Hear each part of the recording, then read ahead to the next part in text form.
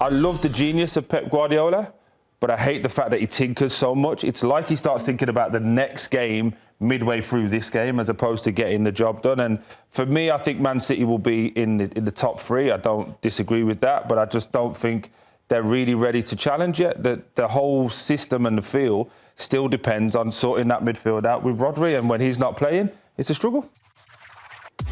What a day for Newcastle United, taking down Manchester City 2-1 at St. James's Park, and it was Harvey Barnes, the hero. He had a brace in this game, a game that had so many chances. City coming in with a chance to close the gap on Arsenal at the top of the table, unable to do so on the road. And so it is Newcastle's day, and here is how today's result impacts the standings at the top. So Manchester City, with that loss, they drop to third place behind Chelsea and Arsenal. And as for Newcastle, huge 3 points for them as it moves them up to 14th in the table. And that is what they desperately needed. A Newcastle side that had so many just negative storylines around them this summer. The departure of Alexander Isak, losing out on some big names, Nige. But this for them was such a massive moment, wasn't it?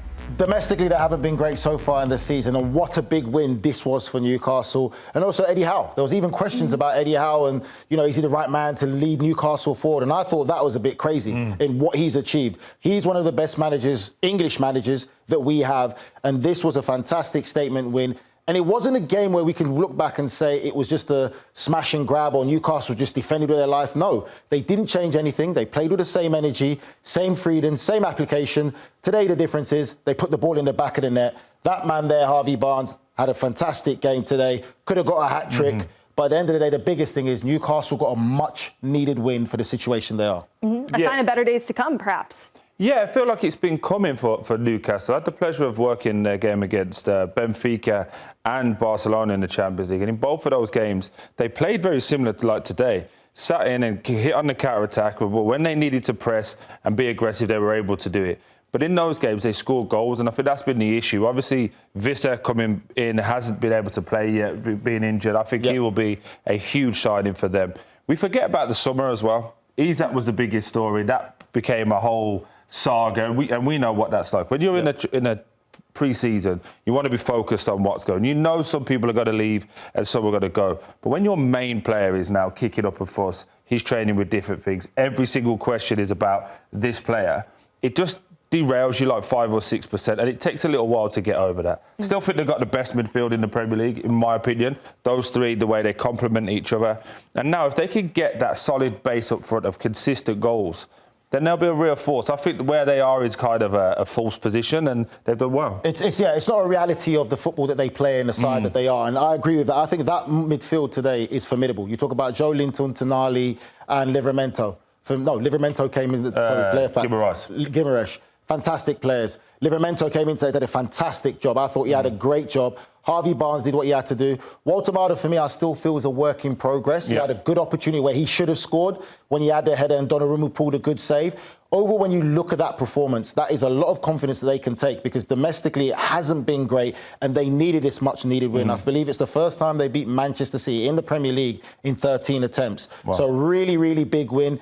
Eddie Howe really needed to get that job done today, and the boys didn't let him down. Yeah, our resident Newcastle fan, Adam Hunt, was even saying on Scoreline the other day just how much this has been a difficult matchup for Newcastle. Man City, yes, they're a hard team for everybody, but it had kind of been their bogey team. And they came in, which is crazy too, Nige, City in really good form. They had won 7 of their last 8 matches in all competitions. A lot of the chatter around Manchester City was, oh, is this team back? They have a chance to close in on Arsenal. And how does your opinion of them now change today after this result? Well, I understand that. There was a lot of talk about Manchester City coming into this now that Pep Guardiola's found his groove. He's building a new dynasty with this Manchester City side. I still saw them as the same Manchester City. I still see them vulnerable defensively. Yes, they can score goals. We talk about this man here, Erling Haaland, how much of an absolute freak of nature he is. Could have got his 100th goal today at St. James's Park, where Alan Shearer was a legend for Newcastle as well as a Premier League legend, and would have got to 100 goals faster than any other Premier League player done with the least amount of games. Didn't happen for him today. So again, the conversation comes up. Is there an over-reliance in Erling Haaland? Phil Foden had a great chance in the game today. Other players need to chip in, and that becomes a worry. I still see Manchester City as a side that can be a thorn to many teams in this Premier League title race. I still feel that Arsenal are the leaders. I think the conversation picked up more so because coming into these weekend of fixtures of games, Arsenal have some injuries that they have to deal with. Now, people are interested to see how Arsenal handle that dynamic going into a real tough North London derby tomorrow and also a Champions League fixture. So Manchester City had all opportunities to close the gap and they just didn't make it work today. Yeah, for me, we was talking in the pre-production about this. I don't see that much of a surprise. I spoke about it from the start of the season. I think when you've got Erling Haaland and you've got Donnarumma, either end of the pitch, you're going to be involved in every game, in every competition. You've got one of the best goalkeepers in world football and arguably the best striker in world football. Everything in between has to get perfectly right for them to be consistent. There's questions about Marmoush, like he keeps bringing him on in the 87th minute. Is he not fit? Does he not trust him? You've got Ryan Shirky coming off when you need a goal. You've got Doku, who's been their best player the last few games, brings him off. It's like, I love the genius of Pep Guardiola, but I hate the fact that he tinkers so much. It's like he starts thinking about the next game midway through this game as opposed to getting the job done. And for me, I think Man City will be in the top three. I don't disagree with that, but I just don't think they're really ready to challenge yet. The whole system and the feel still depends on sorting that midfield out with Rodri, and when he's not playing, it's a struggle. It's when the genius turns into a bit of a mad scientist. I think there's an over-tinkering. I think it's the mad scientist phase we're facing right now. But I agree with Troy. I never saw that to feel really belief in Manchester City. And his words were quoted coming into this that the season starts now. So he had a lot of confidence in his team. But for games like this, big games, they miss chances and opportunities. You'd have to say Newcastle, for me, were the better side and they deserve to win. 100%. What's the ceiling of Newcastle then? If you say that City is a top three team, where do you see Newcastle United? Top four. Wow. I really do. I think when everyone's fit and available, there's arguably one of the best 11s in Europe, not just in the Premier League. I think you struggle to find a real chink in their armour when everyone's fit and available. Strong, powerful, all work for each other. They've got goals, they've got pace.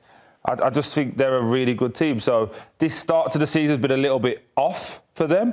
But I think, especially with the Champions League and people coming back from injury, you'll see Newcastle right up there. Probably fourth. I'd say the ceiling is fourth. That would be my opinion. The expectation for me is Champions League. That's what they've set now. The standards are, the expectation is minimum Champions League football.